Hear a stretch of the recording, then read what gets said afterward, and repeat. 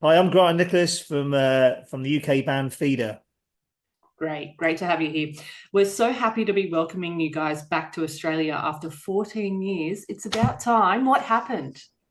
14 years. Why did it take so long? Yeah. Yeah, it's been frustrating because the last we've always I think we've been there twice. We toured with a band called Muse. That was the first time I think Mm. that we went. I went back to do some promo and some sort of acoustic promo tour, I think on my own, and then we came back and did the Sound Sound. Waves, and then we did a few little club shows, and that was the last time we were there. And I think we Yeah. did that as a three piece. It was on our Renegades album. We went back to our roots, and so we were kind of a three piece then. I remember doing that. That was a festival that moved around, wasn't it? Yeah, that's it. That's it. And what was Soundwave? If you remember much, do you remember what that festival was Yeah, like? we were on pretty early. Yeah, I do remember. We were on pretty early on the main stage, so it was kind of a bit hit and miss how many people would be there to see us. But I mean, but the gigs were great, and Yeah. we did it. I think it was. I think we were. It was us and somebody else. And we had to flip flop. So one we were had to go on first, then they go, and then the next one we go on It like flew. second. We went second. It was better because there was more people. Yeah. Uh, but it was a massive festival. So even being on the main stage, first or second year, was still a good thing to be on. It was a really good lineup. Yeah. It's just the same with any festival. It takes a certain amount of time to get people in there. So if you're on too early, it sort of feels so. By the end of the set, it was actually like a good audience. But the first few songs, you'd be like, "Hey, is anyone going to be watching us?" Oh, yeah, But no, it, that must be weird. But you yeah, definitely pulled the crowds because I think you've mentioned in an interview before that you guys had trouble defining your genre because you are melodic, but you're also a bit heavy. What do you look yeah, back and think about that now? Do you think you guys have forged your own path and sort of created your own genre, or? yeah. I think so. I think people know. I think we've always done it our own way, and I think we stuck with that. And okay, always going to be what's trend at the time. But we were some. I think because we started when it was in the UK, it was all a massive Britpop thing, which was huge here. And in America, you had the so-called like grunge scene bands like Nirvana and like Smashing Pumpkins and stuff like that. Pearl Jam and all those bands. And we sort of fitted somewhere in the middle, really, because we were kind of heavy, but we were also influenced by a lot of the UK stuff. And I was into Mhm. bands, like the Police and Beatles and that sort of thing. Um, so we kind of sort of fitted in the middle. And I think, we weren't even quite a few of the American bands kind of had a bit of that element to them as well. Yeah, to be honest. I mean, you know, we I've always just been into songs, but I love heavy guitars, but I also love like really good melodies. So, when I was a kid, I listened to a lot of ABBA, but then I got into like punk rock and 70s rock and Black Sabbath and Led Zeppelin and stuff like that. And Awesome. I think you can hear it in our music. Yeah. So what's really nice about I've always wanted to be in a band that was a bit like, bands like Led Zeppelin or whatever had like they had that kind of folky, like really mellow, but then they had like all the kind of heavier stuff as well, like Mhm. Kashmir and like, rock and roll. And I love that. And I think, when we used to get labeled, oh, we're like the British Smashing Pumpkins when we first started. And, Yeah. and I get that. The Smashing Pumpkins had that element. They had their kind of some of the influences in there. They had the heavy side, they had the kind of slight kind of 80s side, they had the kind of, strings and acoustic. And I think Mhm. we aren't that dissimilar. So I think we've always wanted to have that freedom as a band, and that's what we set out to do. And I think as we've evolved and the albums have got a bit more anthemic, we've gone even more that way. Yeah. Yeah, it's hard to answer. I didn't really plan it. It's just kind of what happened naturally, and I think the music I grew up listening to. Yeah, yeah, no, that's awesome. I really think now as well that because you guys have been around for 30 years, I think it's saying something that it really doesn't matter at the end of the day whether you did feel, slightly or not you, but other people felt that you guys were either too melodic or too heavy for certain lineups and things like that. It just proves that it Always a bit doesn't weird matter. because you get a big radio song and it's like we've had a Yeah. few songs and it's not there's just no necessarily like reflect what we are totally as a band and that goes here for a lot of bands. Mhm. And but to get on radio, what it's like. It's especially it's a bit too heavy or Mhm. really heavy rock station. It's not quite heavy enough for us.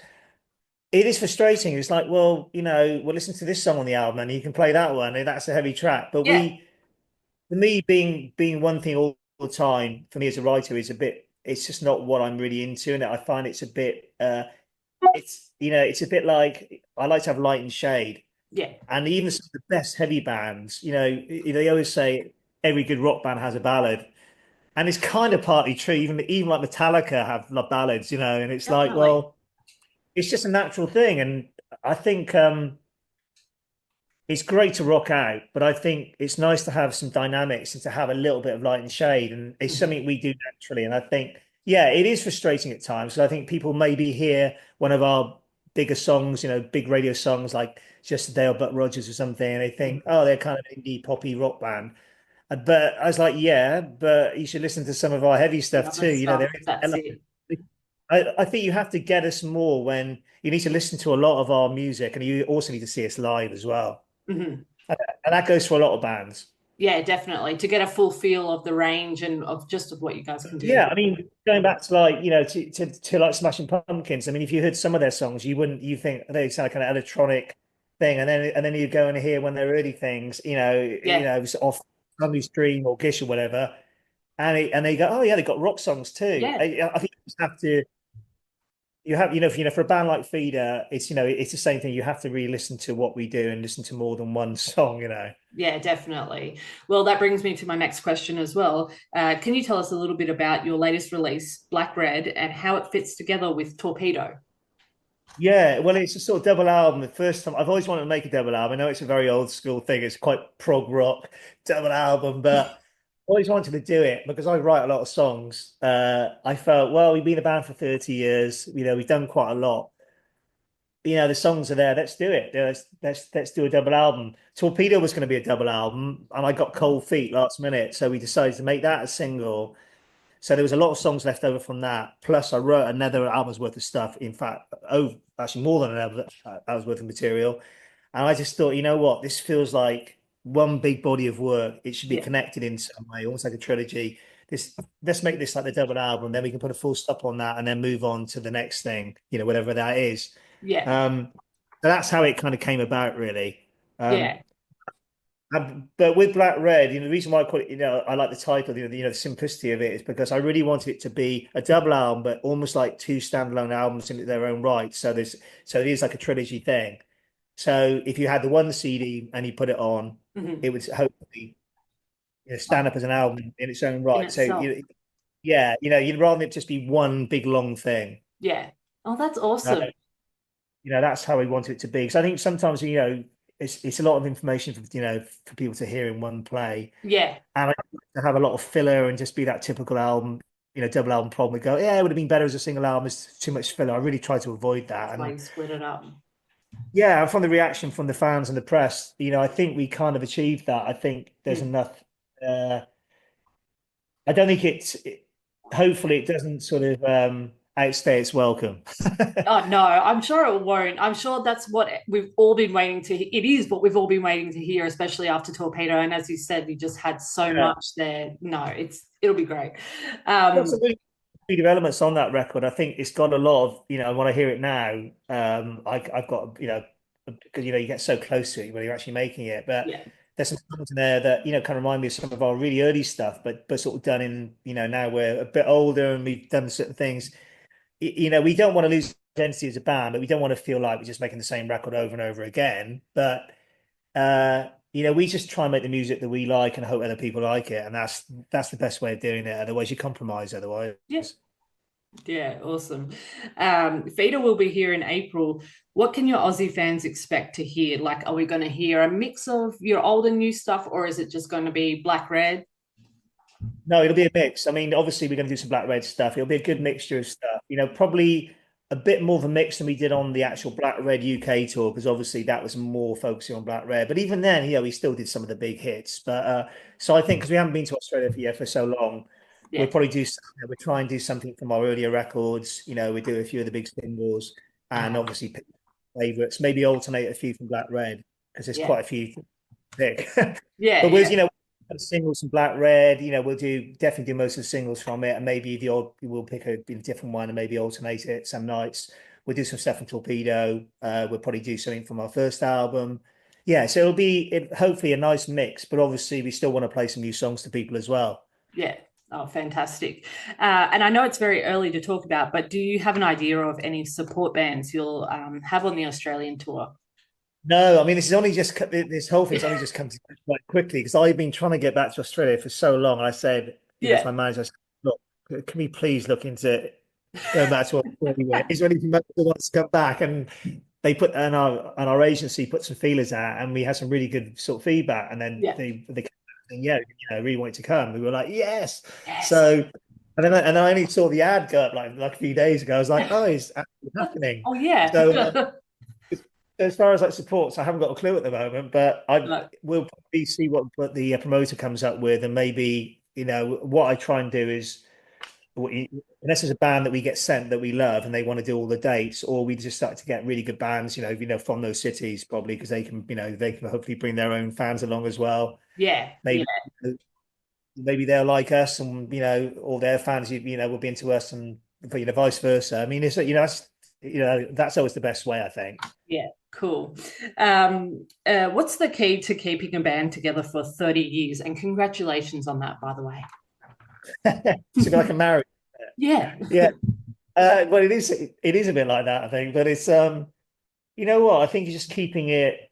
I think it's we still enjoy doing it. We don't take it for granted. You have to work hard, and it's like okay, we do have a massive catalog of music, but we're always trying to write new stuff as well. I know people go, "Oh, I got the old stuff," but I personally think that the new stuff we're doing is as good, if not better, than a lot of our earlier work, and um yeah, and we still feel inspired. I think, I think inspiration, that's what keeps you going. And I think the fact we have a great fan base also, which is growing, and it's very mixed, our fan base. It goes from old school theatre fans, Yeah. old school rockers, and to really young kids. Honestly, we have some really young kids that come to our shows and, quite a good student following, quite a good skateboard following. So it's really nice to have that cross section of age group because it's quite hard to actually get that. Especially Definitely. being you often just have the same people, Yeah. but we seem to be picking up some new fans. So they're obviously finding out about us, whether it's from Spotify, whether it's from their older brothers and sisters and their mums and dads. Hmm. We got like families that come to see us. I mean, it's great, but Yeah. I think that's what keeps us going, and that's what keeps it. I think that's so important. And we're lucky to have that. Definitely. And just last couple of questions before we wrap it up. If you weren't in feeder, what do you think you'd be doing? God knows. I often think that myself.